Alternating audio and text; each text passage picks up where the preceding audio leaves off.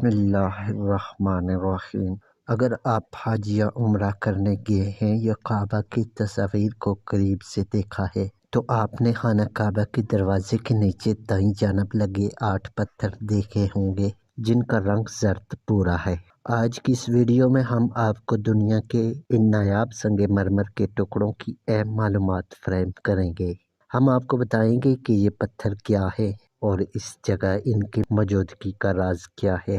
مصلی حضرت جبریل علیہ السلام کیا ہے؟ رسول اللہ صلی اللہ علیہ وسلم کو نماز پڑھنے کا طریقہ کس نے کب اور کہاں سکھایا تھا؟ سنگ مرمر کے ان 8 ٹکڑوں کی تفصیلات کیا ہے؟ ہماری آپ سے گزارش ہے کہ ہماری تمام ویڈیوز گہری تحقیق اور مستند حوالوں کے ساتھ بنائی جاتی ہے، اس لیے ان کو آخر تک دیکھا کریں اور صدقہ جاریہ کی نیت سے شیئر بھی کیا کریں تاکہ زیادہ سے زیادہ لوگوں تک اچھی معلومات پہنچ سکے۔ اگر ابھی تک آپ نے ہمارا چینل سبسکرائب نہیں کیا تو برائے مہربانی چینل کو سبسکرائب کر دیں اور ہماری ویڈیو پر اپنے کمنٹس بھی دیا کریں۔ تو آئیے آج کی ویڈیو کا آغاز کرتے ہیں۔ دوستو، خانہ کعبہ کی دیواریں جہاں زمین سے ملتی ہیں وہاں کعبہ کے 3 اطراف سفید سنگ مرمر کی ڈھلوان بنی ہوئی ہے جسے شازروان کہا جاتا ہے۔ شازروان پر باب کعبہ کے قریب خاتم کی جانب زرد بھورے رنگ کے 8 پتھر لگے ہوئے ہیں۔ طواف کے ہجوم کی وجہ سے یہاں ہر وقت رش رہتا ہے اور دوسرا یہ مقام نیچے کی طرف ہونے کے باعث اس کا عام طور پر دیکھنا تھوڑا سا مشکل ہوتا ہے، لیکن نمازیوں کی صف بندی، مطاف کی دھلائی یا پھر دیوار کعبہ کے ساتھ طواف کرتے وقت بآسانی اس مقام کی زیارت کی جا سکتی ہے۔ اگرچہ یہ مقام خانہ کعبہ کے بالکل متصل ہے، لیکن لوگوں کی اکثریت اس مقام اور اس کے پس منظر سے ناآشنا ہے۔ تاریخی روایات کے مطابق سنگ مرمر کے ان 8 ٹکڑوں کے سامنے نمازوں کی فرضیت کے بعد حضرت جبریل علیہ السلام نے اللہ تعالیٰ کے حکم سے رسول اللہ صلی اللہ علیہ وسلم کو نماز پڑھنے کا طریقہ سکھایا اور ان کے اوقات کار کا علم دیا تھا۔ اسی وجہ سے اس جگہ کو مصلی جبریل علیہ السلام کہا جاتا ہے، گویا یہ وہ متبرک مقام ہے جہاں کرۂ ارض پر پہلی فرض نماز بجماعت ادا کی گئی تھی۔ بعد میں نبی کریم صلی اللہ علیہ وسلم نے اسی جگہ کو مقام جماعت بنایا اور صحابہ کرام رضوان اللہ اجمعین یہی آپ صلی اللہ علیہ وسلم کی اقتداء میں نماز ادا کرتے تھے۔ آج بھی بیت اللہ شریف میں امام اسی جگہ یا اس کے سامنے فرض نمازوں کی امامت فرماتے ہیں۔ حضرت عبداللہ بن عباس رضی اللہ عنہ سے روایت ہے کہ رسول اللہ صلی اللہ علیہ وسلم نے فرمایا، جبریل علیہ السلام نے خانہ کعبہ کے پاس 2 بار میری امامت کی۔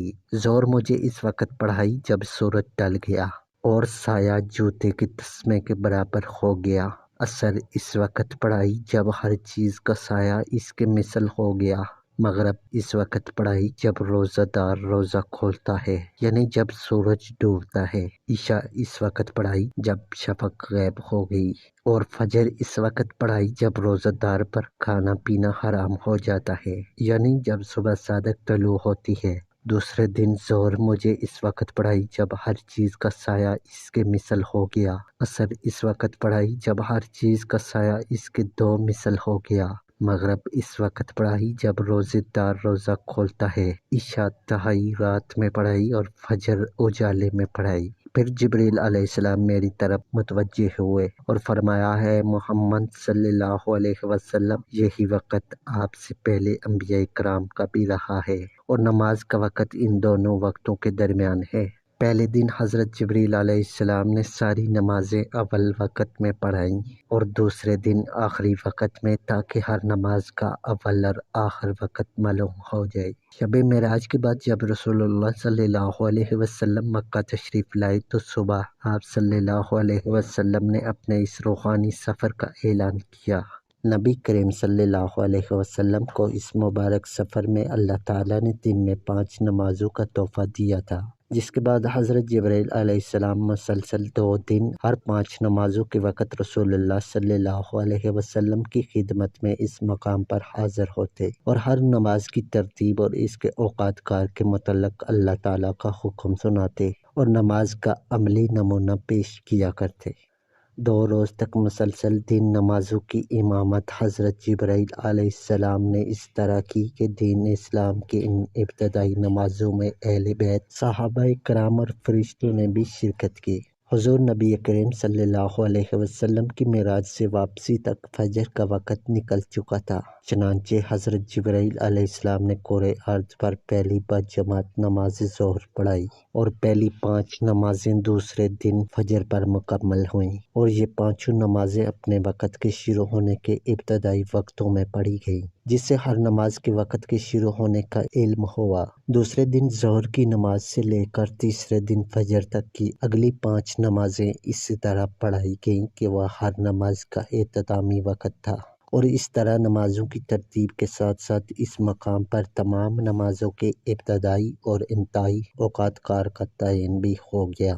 سن 1958 تک اس مقام پر یعنی مصلی جبرائیل علیہ السلام کی نشاندہی کے لیے کعبۃ اللہ کی دیوار کے قریب مطاف کے فرش پر باب کعبہ اور ان پتھروں کے درمیان ایک جائے نماز کے برابر چھوٹا سا گڑھا بنا ہوا تھا، جس کی وجہ سے لوگ بآسانی اس مبارک مقام کو پہچان لیتے تھے۔ اس گڑھے کو الموجن کہا جاتا تھا اور یہ 2 میٹر لمبا اور 112 سینٹی میٹر چوڑا اور 28 سینٹی میٹر گہرا تھا۔ یہ گڑھا مطاف کی سطح سے نیچے تھا، جس کی وجہ سے خصوصاً بارش کے موسم میں حجاج اس گڑھے سے ٹکرا کر گر جاتے تھے۔ چنانچہ پہلی سعودی توسیع کے دوران مکہ مکرمہ کی شرعی عدالت کے صدر شیخ عبداللہ بن دیش کی موجودگی میں جمعرات 2 شعبان 1377 ہجری بمقام 20 فروری 1958 عیسوی کو اس مقام کو بھر کر مطاف کے برابر کر دیا گیا، جس کے بعد اس کی نشاندہی کے لیے مطاف میں سنگ مرمر کے یہ زرد بھورے رنگ کے ٹکڑے لگا دیے گئے۔ مورخین کا خیال ہے کہ پتھر کے یہ ٹکڑے سب سے پہلے الموجن پر واقع تھے، جو کہ مطاف میں زمین کی سطح پر لگائے گئے تھے، جہاں حضرت جبرائیل علیہ السلام نے نبی کریم صلی اللہ علیہ وسلم کو نماز پڑھنے کا طریقہ سکھایا تھا۔ موجن کی جگہ کیونکہ کافی تنگ تھی اور وہاں پر ایک وقت میں صرف ایک ہی شخص کھڑا ہو کر نماز پڑھ سکتا تھا، لیکن لوگوں کے ہجوم کی یہاں نماز پڑھنے کی خواہش سے اس کے ارد گرد نقل و حرکت میں رکاوٹ پیدا ہونے لگی تھی، اس لیے یہ پتھر ہٹا کر باب کعبہ کے پہلو میں کعبہ کے نیچے شاذروان پر لگا دیے گئے۔ سنگ مرمر کے ان ٹکڑوں کی اہم تفصیلات بیان کرتے ہوئے سعودی محق کل ہاشمی کا کہنا ہے کہ شاذروان کے سنگ مرمر کے 8 ٹکڑے باب کعبہ کے دائیں جانب نصب ہیں اور یہ مصلی جبرائیل بنتے ہیں۔ یہ ٹکڑے دنیا میں سنگ مرمر کی نایاب اقسام میں سے ایک ہے، جسے میری کے نام سے بھی جانا جاتا ہے۔ حجم میں سنگ مرمر کے یہ ٹکڑے برابر نہیں بلکہ الگ الگ جسامت کے ہیں اور ان پر شاندار قسم کے نقش و نگار اور پھول بوٹے بنے ہوئے ہیں۔ ان میں سے سب سے بڑا ٹکڑا 33 سینٹی میٹر لمبا اور 21 سینٹی میٹر چوڑا ہے۔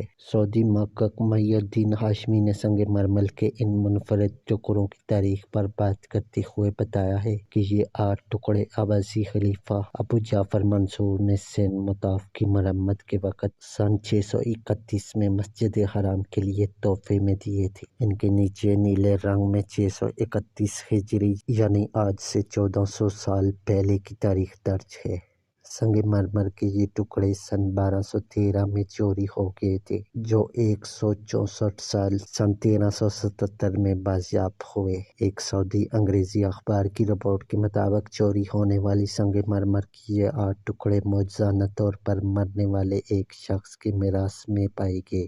164 سال تک ان کی لاپتہ ہونے کے بارے میں کوئی پتہ نہ چل سکا کہ انہیں کس نے اور کیوں چوری کیا تھا۔